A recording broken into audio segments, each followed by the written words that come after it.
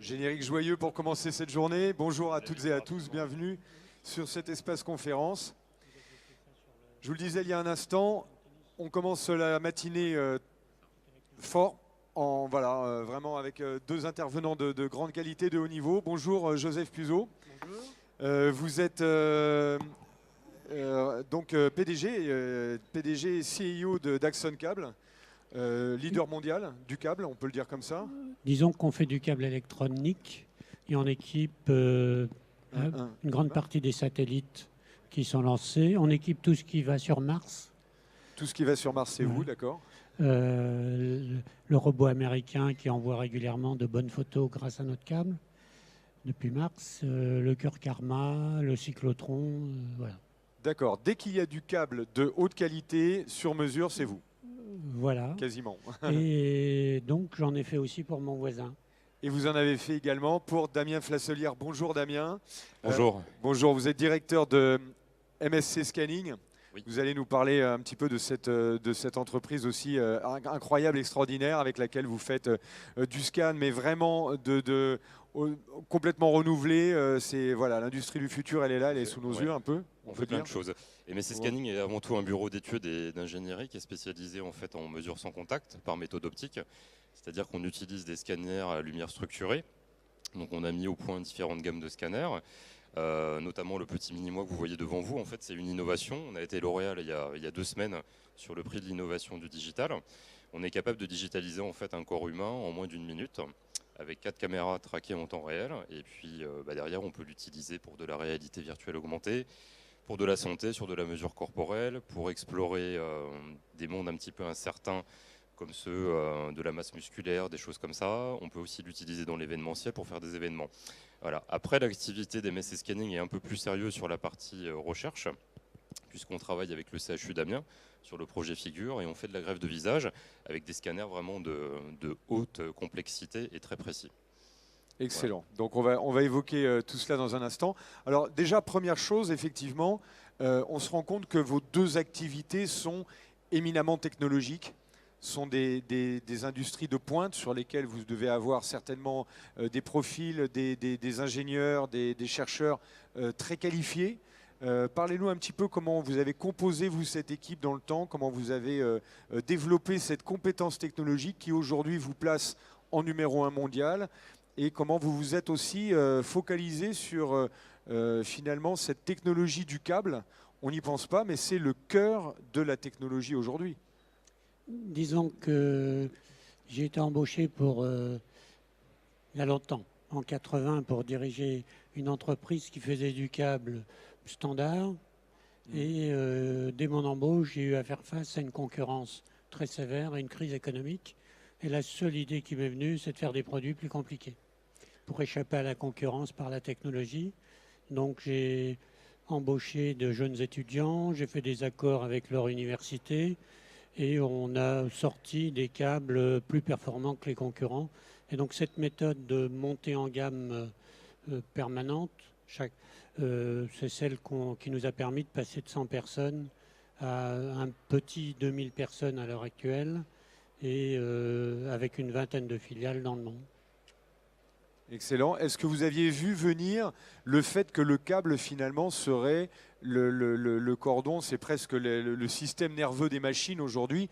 On parle de big data en permanence. Toutes les données passent par les câbles aujourd'hui, enfin beaucoup, on va dire. On me dit aussi que le câble n'a pas d'avenir parce que c'est de plus en plus du sans fil.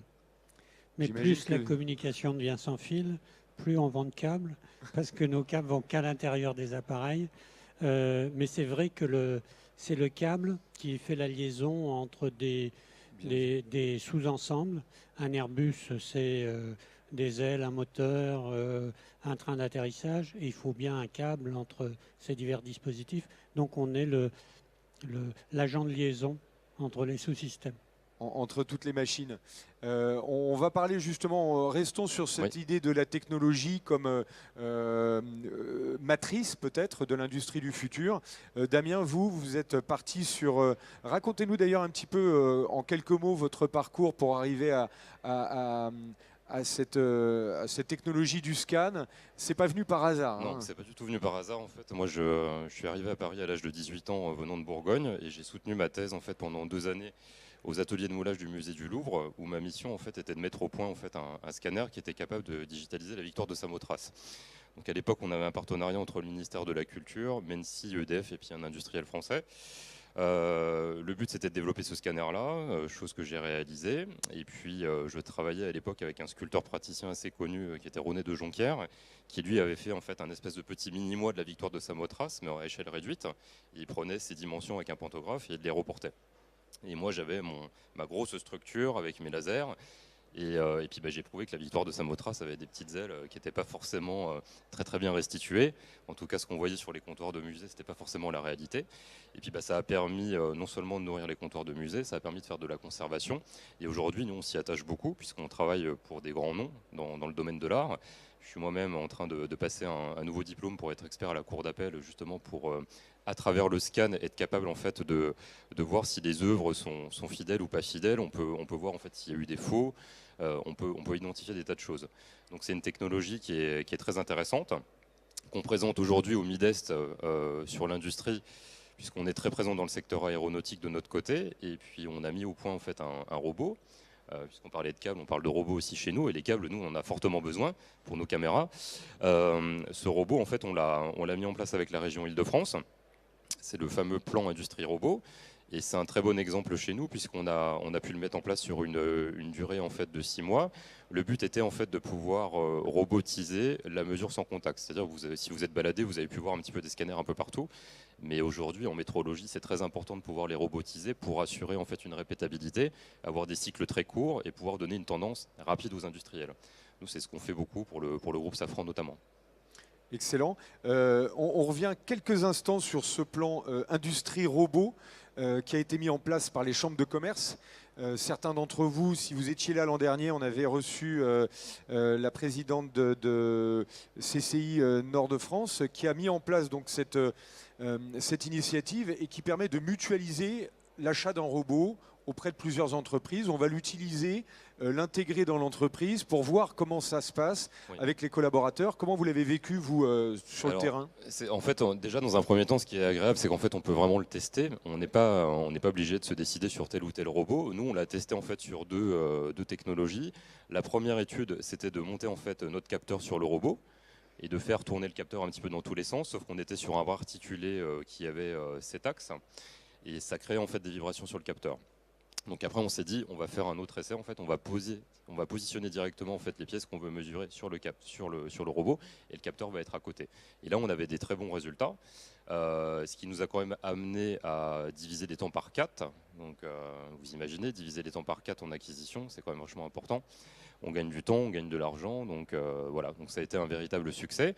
Nous derrière, on a investi sur un robot, on a pris un jeune de Supméca, un ingénieur de Supméca pendant 6 mois qui a pu faire l'intégration, c'est-à-dire qui a fait les systèmes mécaniques entre le robot, le capteur, mais qui a fait aussi tous les systèmes mécaniques qui permettent de mesurer les pièces, parce que les pièces en fait sont enfermées dans une structure, puisque le but de la mesure sans contact, c'est de ne pas toucher les pièces. Voilà. Donc c'est un véritable bond en avant pour nous, véritablement. Voilà, ça vous a carrément aidé pour le décollage. Ça, c'est vraiment une très belle initiative qu'il faut relayer et dont il faut se renseigner là-dessus. Il faut suivre ça de près. Joseph Puzot, donc vous de votre côté, aujourd'hui, quand vous imaginez le futur, déjà, est-ce que les perspectives sont bonnes, j'imagine, chez vous? À partir du moment où vous êtes sur Mars, si vous équipez pas mal de monde, on imagine que votre carnet de commandes, ça va, ça se passe bien? Oui. Oui, d'accord. J'étais comparaison avec ce que fait Damien. Je dirais que nous, on est plus un utilisateur du 4.0 qu'un promoteur de 4.0. Oui. Par exemple, on a mis sur des lignes de rubanage qui nous permettent de faire des câbles coaxiaux hyperfréquence. On a mis des capteurs un peu partout. On prend des milliers de mesures à la minute. Et ensuite, on exploite ces milliers de mesures pour essayer d'améliorer de quelques pouillèmes les performances du câble qui sort. Donc du coup, on a un câble hyperfréquence qui est meilleur que ceux des concurrents à cause du big data qu'on utilise. Donc les impressions 3D, plastique, nous permettent de faire des prototypes de câbles et de connecteurs en taille plus grosse que la réalité, que nos petits connecteurs minuscules. Ça nous permet de le présenter aux clients en disant voilà comment on a compris votre problème, est-ce que cette solution-là vous irait? Et donc immédiatement, ça déclenche une conversation. On essaye de convaincre, de former nos salariés à tout ce qui est impression 3D. Et donc du coup, les opérateurs de production qui ont des outillages pour mieux refaire leur assemblage disent ben là, il me faudrait un support 3 mm plus haut, plus à droite. Avant, on faisait ces outillages en aluminium ou en métal. Là, on les fait en plastique dur. Donc, c'est vraiment très facile de rajouter 3 petits millimètres à droite, 3 à gauche. Donc, c'est un accélérateur de production. Et puis, on s'aperçoit que même dans des extrudeurs ou des machines d'injection, les temps où on chauffe, où on presse sont tellement courts que parfois le plastique résiste. Donc quand le client nous demande juste 1 ou 2 exemplaires, eh bien on peut avoir un outillage en plastique, alors qu'avant on le faisait en métal. Donc l'outillage il est abîmé après la production, mais c'est pas grave, on a fait le produit. Voilà, donc on est un utilisateur. Et vous avez une unité en interne, j'imagine, hein, bien sûr, de 3D, d'impression 3D. Vous l'avez intégrée à vos unités de production. On doit avoir 20 ou 30 machines d'impression plastique 3D. On est encore à la recherche sur là où les bonnes machines d'impression 3D métallique. Donc à l'heure actuelle, on sous-traite pas mal de prototypes à l'extérieur. Puis quand on aura trouvé ce qu'il nous faut, on va investir. Du coup, on s'aperçoit que là, ce sont des technologies qui, non seulement la 3D, ça ne détruit pas forcément d'emplois, ça amène des possibilités nouvelles, des performances nouvelles, ça crée aussi des nouvelles capacités pour les gens. En termes de matière, vous avez peut-être cette recherche-là.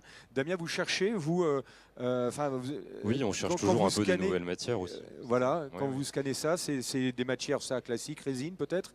Oui, tout ça c'est très classique, c'est du polyamide ou des résines époxy, mais on cherche toujours à s'améliorer. Nous, on fait beaucoup de tests en interne sur des matériaux très nobles, comme le bois, la pierre, l'acier, qui peuvent être frités aussi, qui peuvent être mis dans des petites particules ou dans des filaments. Et ça donne des résultats assez extraordinaires. Bien sûr, on est toujours en train de rechercher de toute façon. Et ça amène des besoins, des compétences nouvelles, par exemple, tout ça pour repenser les pièces. Dans l'impression 3D, on dit souvent qu'il faut repenser le design, il faut non plus penser à une matière qu'on va enlever, mais tiens, il y a des nouvelles possibilités parce qu'on peut faire d'un seul bloc une pièce qui avant nécessitait d'en assembler 3 ou 4. Donc même les designers ou est-ce que vos techniciens ont été formés un petit peu à ces nouvelles technologies ou vous avez intégré des gens qui connaissaient déjà ces machines? Alors on a voulu démystifier ce que c'est que le 4.0 et on a voulu montrer que les compétences de base pouvaient s'acquérir en moins d'une semaine. D'accord. Et donc comme on organise depuis une vingtaine d'années des classes en entreprise, c'est-à-dire on prend une classe complète de 3e avec les professeurs et les professeurs font des cours dans une salle de réunion en utilisant des exemples qu'ils prennent dans l'entreprise, les angles de rubanage pour la trigonométrie, la loi d'Ohm avec la résistance de nos câbles. Et donc, on a tenté cette année de prendre 2 classes de 3e avec les professeurs. On a d'abord expliqué aux professeurs et les professeurs ont enseigné. Et quand on regarde quelles sont les compétences de base en 4.0, c'est savoir dessiner en 3 dimensions et on s'aperçoit que les jeunes gens apprennent beaucoup plus vite à dessiner en 3 dimensions qu'en 2, parce que c'est moins abstrait. Ensuite, il faut imprimer en 3 dimensions, mais là, une fois qu'on a fait le dessin, on appuie sur le bouton et ça s'imprime. C'est vraiment rapide. Mais en même temps, ils réalisent qu'il est possible de faire en 3D des choses impossibles à faire par usinage où on enlève de la matière. Et donc, du coup, ça réagit sur le coup d'après sur la façon dont ils conçoivent la pièce. Donc c'est la deuxième. La troisième, il faut savoir, comme il y a beaucoup de capteurs de programmation, il faut savoir programmer en langage C.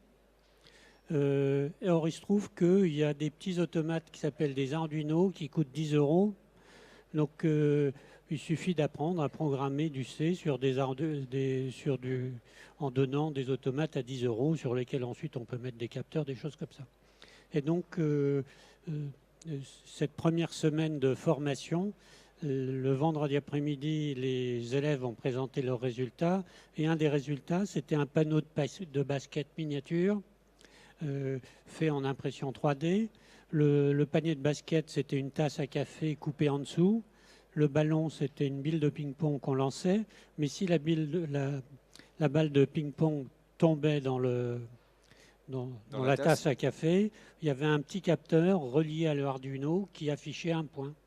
Voilà, Bravo. donc ils ont fait ça en une seule semaine. Donc au fond, c'est pas très compliqué. Et en même temps, ça force à apprendre un peu d'anglais parce que le langage C se programme en anglais. Voilà, donc on a toutes les compétences en moins d'une semaine. Bravo, excellente initiative. Il y a des personnes de la fabrique de l'industrie là dans le public. C'est vrai que c'est une belle initiative quand on parle des jeunes. Et vous recevez, c'est à quelle fréquence? Tous les ans, c'est ça? Vous faites un cours ans, donc tous les ans, un cours de troisième chez vous dans On va l'entreprise? prendre des collèges. Donc l'année prochaine, au mois de mars, on va prendre 3 collèges au lieu de 2. On augmente en volume. Voilà. Voilà. C'est une superbe initiative, bravo, parce qu'on parle toujours, c'est vrai, d'intéresser et de montrer le vrai visage de l'industrie aux jeunes. Et je pense qu'une initiative comme ça booste carrément. Bravo. En parlant de formation, Damien, vous évoquiez tout à l'heure que vous allez agréger encore, rajouter une brique déjà à votre parcours déjà très musclé, très solide, avec le côté juridique. Pour le scan. D'ailleurs, c'est intéressant parce que on voit arriver aujourd'hui des contrefaçons possibles assez multiples. Et du coup, vous allez vous... De plus en plus. Et Voilà. c'est la difficulté de notre métier parce que nous, on est confrontés. En fait, il faut savoir que nos scanners ont une précision de plus ou moins 6 microns.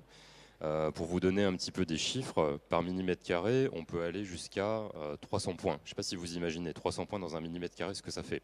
Ce qui veut dire que le moindre détail, en fait, on est capable de le percevoir, mais on est surtout capable de le refaire. Donc là, ça devient dangereux.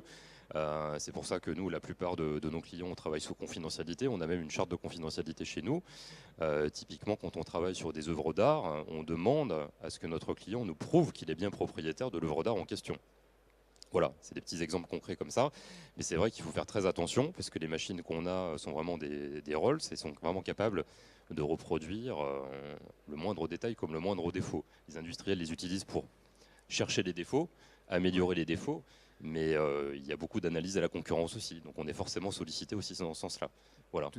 Tout à fait. Donc il y a cette partie comme ça aujourd'hui, veille et puis propriété intellectuelle qui va être intéressante. Mais je voulais évoquer, puisqu'on a évoqué les jeunes là, cette idée à chaque fois de rajouter une brique à son parcours, à sa connaissance. Aujourd'hui, l'usine du futur nous entraîne un petit peu là-dedans. On agrège un peu des connaissances. On se dit tiens, il y a une nouvelle technologie qui arrive. On a envie d'y aller. Est-ce que vous avez envie, vous personnellement Oui, moi j'ai toujours envie d'y aller. Après, je suis dynamique, j'avance, je prends beaucoup de jeunes en alternance aussi. J'en ai gardé, il y en a d'autres que j'ai pas gardé, mais c'est vrai qu'on a besoin de toute façon de toucher, on a besoin d'y aller, on a besoin de comprendre. Et c'est peut-être un des facteurs de l'industrie du futur créatrice d'emplois, c'est cette formation continue, de se dire tiens, j'ai pas un métier, j'ai fait ma formation, j'ai mon métier à vie. C'est je suis évolutif, je suis agile comme les machines, je vais devoir me mettre à jour régulièrement avec une nouvelle connaissance, un nouveau tiens, je fais un stage d'1 mois, je vais apprendre cette technologie. Vous avez ça dans les équipes, vous avez cette vision-là aussi? Je vais répondre probablement complètement à côté.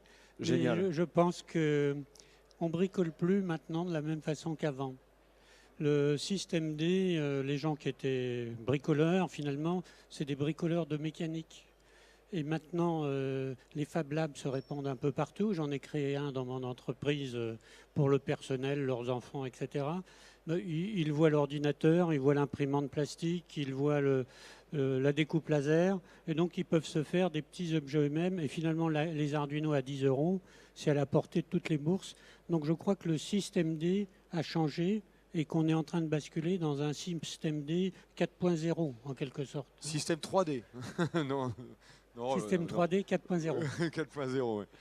Mais c'est vrai que oui, il y a les machines qui rendent possible tellement de choses qu'on a changé. On peut faire des tas de choses. Après, ça reste quand même des objets très simplistes.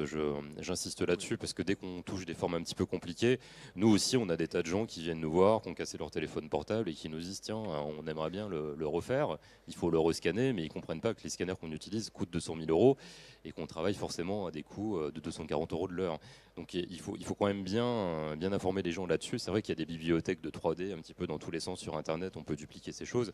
Mais aujourd'hui, réparer sa machine à laver ou son sèche-linge ou des choses comme ça, sur des pièces mécaniques simples, c'est possible. Après, le reste, c'est quand même assez compliqué. Et heureusement, parce qu'on a besoin de jeunes pour tout ça. Est-ce que vous êtes très automatisé chez vous, chez Axon Cable, puisque c'est quand même la thématique, on évoque l'emploi, la création d'emplois ou la destruction d'emplois. Il y a vraiment cette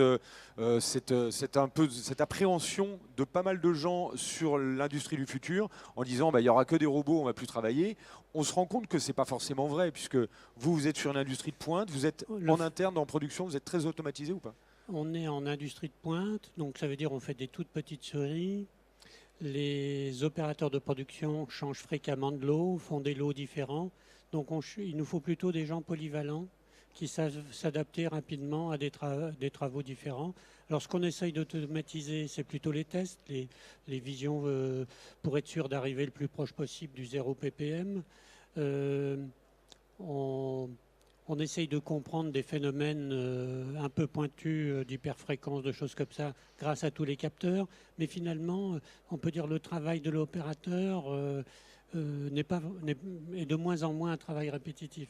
Et puis, quelque chose d'intéressant aussi, les postes de travail peuvent être repensés différemment, puisque maintenant, on peut mettre des capteurs un peu partout. On peut aussi mettre des capteurs sur la personne pour voir les gestes qu'elle fait et qu'est-ce qu'on peut lui faire économiser comme geste ou éviter des gestes fatigants ou qui risquent de faire des troubles musculaires. Donc au fond, tous ces capteurs qu'on peut rajouter améliorent le poste de travail et le confort du salarié. Et du coup, et alors vous, comment vous intégrez la technologie? C'est très technique. Vous, bien sûr, c'est oui, nous c'est de la haute technologie, mais dans l'utilisation. Contrairement à mon collègue. Mais donc du coup, cette haute technologie, elle demande des hommes. Oui, elle nécessite des emplois, elle demande un savoir-faire, elle demande surtout de l'expérience. Moi, je suis très attaché sur les jeunes que j'embauche, à les amener avec moi, à les amener sur site, parce qu'en fait, nous, on a un besoin toujours de comprendre les secteurs dans lesquels on travaille. On travaille dans le ferroviaire, on travaille dans l'aéronautique, dans le médical, dans l'art, on travaille dans le sport. Vous voyez, c'est assez varié. Finalement, le scan peut s'adresser un petit peu à tout le monde. Mais pour bien comprendre une problématique, il faut comprendre les ingénieurs en face, il faut comprendre leur métier, donc il faut voir les moteurs tourner, donc il faut mettre un petit peu les mains dans l'huile, il faut comprendre comment ça se passe. Et ça, aujourd'hui, vous ne l'apprenez pas à l'école. Donc la meilleure culture, c'est encore une fois la culture d'entreprise, et c'est l'expérience. Et avec le temps, si on a finalement quelqu'un qui prend son temps, qui marche un petit peu tout doucement, mais qui a une bonne structure à la base, qui fera forcément des prouesses. Et moi, je l'ai prouvé chez moi. Enfin, je veux dire, j'ai des techniciens, des ingénieurs qui ont vraiment réussi, et où les clients sont très contents, quoi. C'est-à-dire qu'ils fidélisent quasiment, ils veulent ce technicien-là ou cet ingénieur-là. Carrément. Voilà. Et on s'aperçoit en vous écoutant que l'industrie du futur, elle est peut-être c'est du sur-mesure. On va de plus en plus vers du sur-mesure. Je vois vous avez aucun job qui ressemble à l'autre. C'est ça. Finalement. À chaque fois, c'est un peu des. C'est pas nouveau des challenge. Vous pareil. Entre Mars et puis le cœur artificiel. Et le cœur artificiel, Carmat, c'est pas la même chose. Donc on est sur une industrie on va aller vraiment vers du sur-mesure. On le voyait même dans des process aussi massifs que l'automobile. On en discutait hier. Il y a une personnalisation de masse qui va imposer des fois d'avoir beaucoup d'agilité, beaucoup de réactivité dans les produits. Complètement.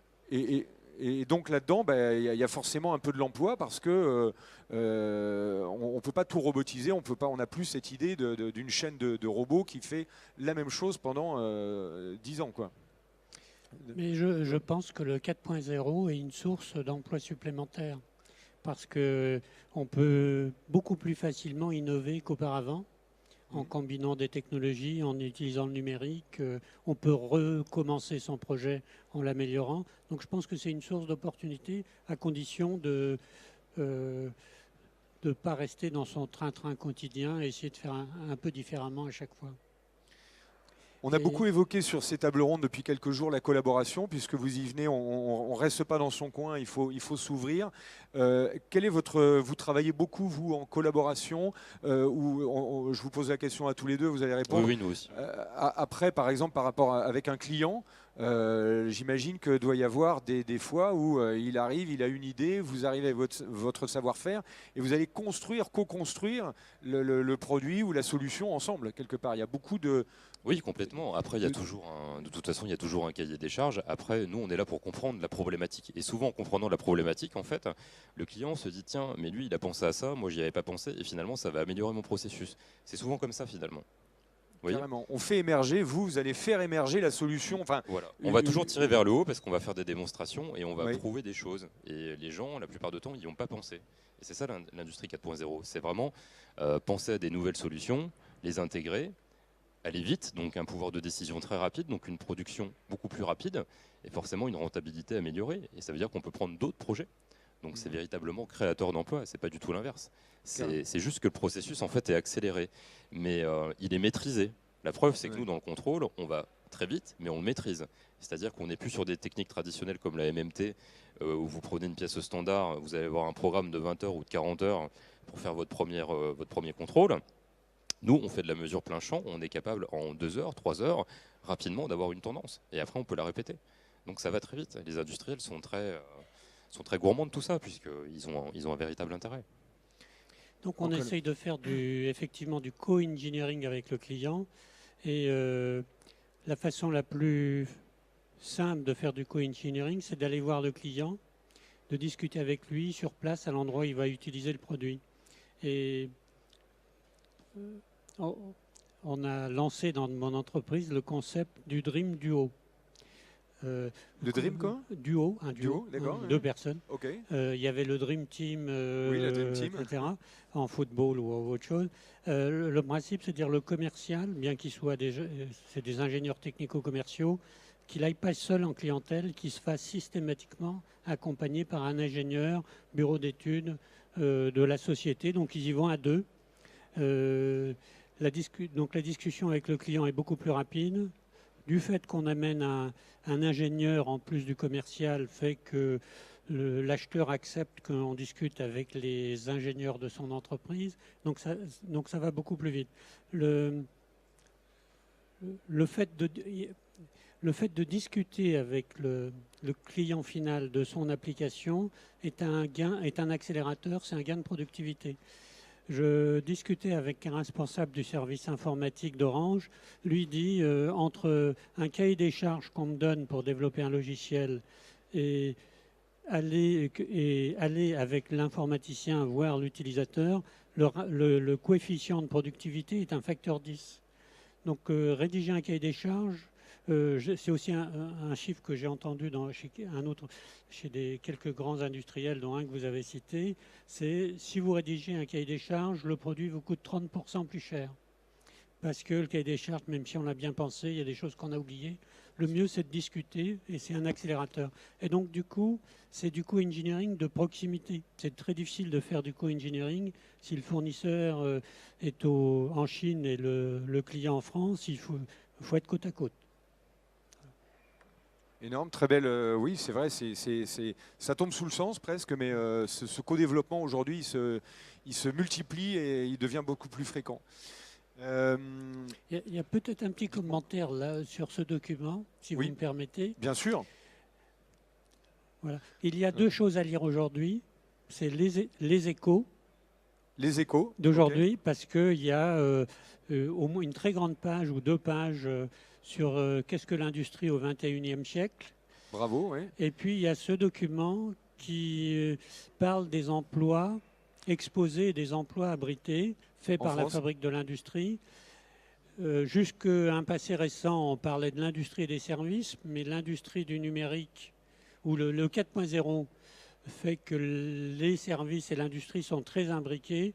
Et donc, ce document de la fabrique propose de distinguer les emplois exposés à la concurrence internationale. Et nos 2 entreprises sont des emplois exposés à la concurrence internationale et les emplois abrités qui y échappent ou qui échappent partiellement. Et il y aurait déjà actuellement en France pas loin de 30% des emplois qui sont des emplois exposés. Oui. C'est aussi les emplois les mieux payés, c'est les emplois qui font le plus monter le PIB. Et un emploi exposé, d'après les premières estimations, génère 0,9 emplois induits, donc presque 1 pour 1. D'accord. Voilà. Donc une excellente lecture pour ceux qui auront encore un peu de temps. Exactement. La Fabrique de l'Industrie, d'ailleurs, qui publie beaucoup de belles études. On en a présenté une autre hier sur. Donc, il faut se tenir au courant de la Fabrique de l'Industrie que vous retrouvez sur Internet, hein, fabriquedelindustrie.fr. Excellent. Les emplois comme ça à forte valeur ajoutée, c'est quoi, par exemple, sur les 2000 salariés chez Axon Cable, on va dire le pourcentage de gens vraiment irremplaçables avec un gros savoir, c'est quel dans une équipe comme ça de 2000, c'est pas une question de valeur, hein, c'est pas une question de jugement, c'est juste de voir les profils super pointus, très, très techniques, très forts que vous pouvez avoir.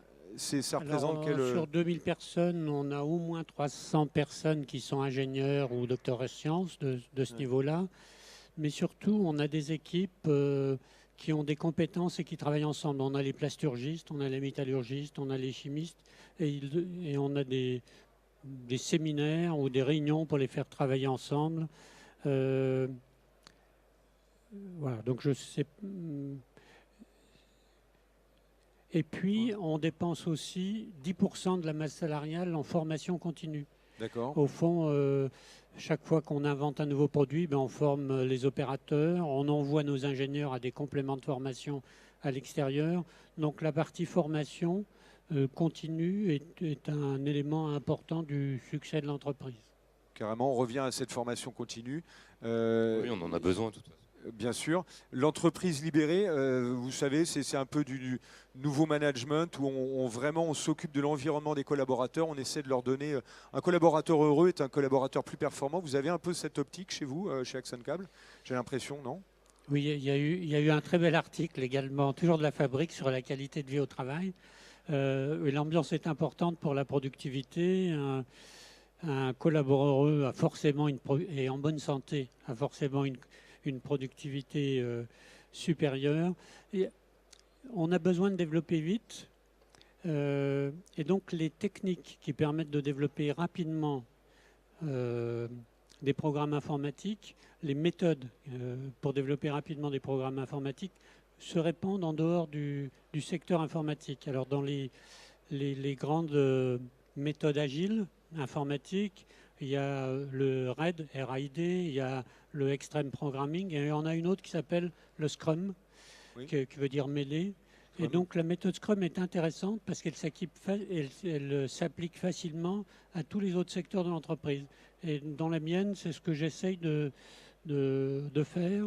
Le principe du Scrum, quand vous avez un projet complexe, vous le décomposez en sous-projets et chaque sous-projet est pris en charge par une équipe de 3 à 9 personnes. Et donc, du coup, c'est un travail en équipe et en accéléré. Voilà.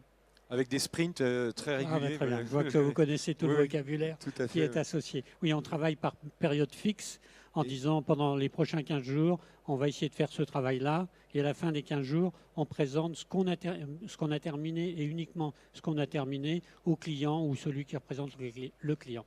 Et avec une grande autonomie de travail aussi. C'est ça qui est intéressant dans cette méthode Scrum, une grande autonomie. Vous laissez à vos collaborateurs aussi, Damien, une autonomie. J'imagine que vous êtes très focus sur certains produits, projets, réalisation client. Il y a toujours une très grosse autonomie. Après, il y a toujours aussi une surveillance, hein, notamment sur des pièces qui volent, par exemple. C'est forcément accru. Mais après, chez nous, la richesse, on va dire qu'on a, c'est qu'on a une grande diversité de prestations. Et finalement, à chaque fois qu'il y a une nouvelle prestation, c'est un nouveau défi. Pourquoi ? Parce qu'en fait, il faut penser la prestation, comment on va monter un film. C'est-à-dire qu'on devient vraiment producteur. C'est-à-dire comment on va être amené à scanner telle ou telle chose. Par exemple, la semaine prochaine, on a une prestation qui est prévue pour un musée parisien où une œuvre a été brûlée dans un jardin, pour pas les citer. Et ça fait une spirale quasiment qui fait 15 mètres en fait, de longueur. Donc cette prestation-là, elle se prépare. Faut la réfléchir, faut la penser, on va aller dehors. Donc forcément, les techniciens ou ingénieurs sont motivés parce qu'à chaque fois, c'est des vrais défis. et d'aller au bout, ça leur fait plaisir, ça nous fait plaisir à tous et tout le monde est content. Voilà, Et c'est vraiment une grosse source de motivation. Exactement, dans le sur-mesure qu'on évoquait, qui fait partie probablement des valeurs de l'industrie du futur, il y a cette excitation C'est ça. permanente. On se dit, tiens, à chaque fois c'est un nouveau challenge, on ne s'endort pas sur un Voilà, métier. c'est ça. sur un- Chez MSC Scanning, il n'y a pas de routine. J'ai jamais eu de retour de mes collaborateurs sur ça, justement. Il n'y a pas de routine. Ils me le disent souvent, hein, ils Oui. voient les semaines passer très très très vite parce qu'il n'y a pas de routine, justement. La routine est cassée parce que les projets sont différents, collaboratifs à chaque fois. Et ça, Ouais. c'est la richesse. Bien sûr, bien sûr. Voilà. C'est une des valeurs fortes probablement. Comme vous devez partir, Joseph, dans 5 minutes, si vous voulez profiter de la présence de Joseph Puzo pour poser une question, approfondir ce que nous avons évoqué au cours de cette table ronde, Alix a le micro. Si vous avez une question, un commentaire, une remarque, bon, ok, on continue, on va... Qu'est-ce qu'on n'a pas évoqué, qu'on aurait pu évoquer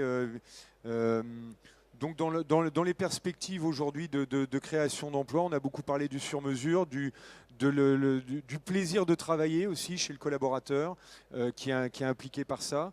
La valeur ajoutée technologique, la formation continue aussi sont des données essentielles probablement. De se former en permanence. Est-ce que vous utilisez beaucoup, vous, les tutos, les nouvelles technologies dans la communication entre vous?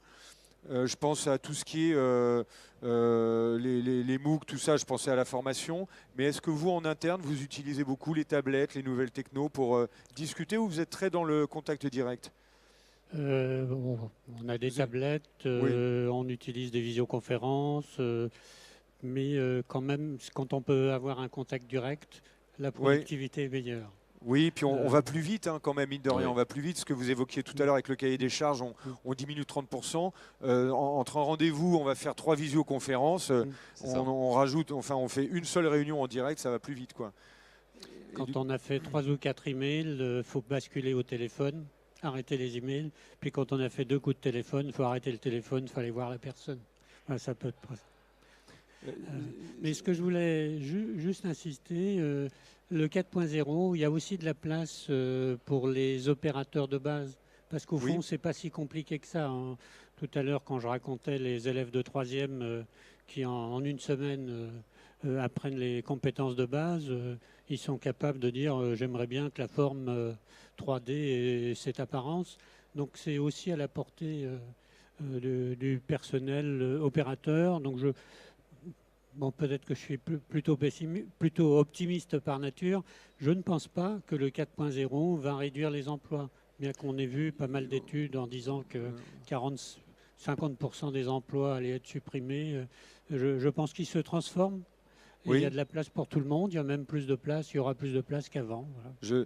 Je rappellerai d'ailleurs, comme ça, j'ai entendu il n'y a pas très longtemps, quand les métiers à tisser sont arrivés au 19e siècle, dans les industries du Nord ou en Angleterre, les gens allaient casser les machines. Il y a eu des émeutes, parce qu'ils avaient tous peur qu'on perde justement les couseuses, les femmes qui faisaient la couture. Et du coup, c'est l'arrivée de ces machines, à chaque fois quand il y a des générations comme ça, où la machine change considérablement le business, il y a toujours cette appréhension, mais finalement, on crée des nouveaux secteurs. Vous en êtes une preuve, je pense, Damien, avec des nouvelles activités qui émergent ou des nouvelles possibilités comme d'aller sur Mars. On crée, on refait de la valeur avec autre chose, quoi, tout simplement. Complètement. Je suis convaincu. On peut même améliorer la technologie actuelle et ça, les grands industriels français l'ont compris, hein, tous. Hein. Oui, carrément. Et on peut faire un cadeau de mariage avec la mariée et le marié. On peut même les faire au chocolat. Bravo. On peut les manger. Voilà, vous faites carrément, on peut imprimer du chocolat. J'ai vu ça. On peut imprimer on peut imprimer du chocolat. Bon, super. Merci. Merci à vous beaucoup, merci à vous aussi, Monsieur Puzo, d'être venu. Et puis merci beaucoup, Damien aussi, d'être venu. On vous retrouve sur quel stand, Damien, là pour Alors nous, on est au hall 6 K191. D'ailleurs, si vous voulez venir vous faire scanner, c'est avec plaisir. K191. Ouais, K191. Ok. Voilà, ça dure une Excellent. petite minute. Et Axon, c'est H144. 144. On vous retrouve sur le stand. Merci à toutes et à tous d'avoir participé à cette table ronde. Et merci, messieurs, d'être venus nous raconter ces histoires passionnantes.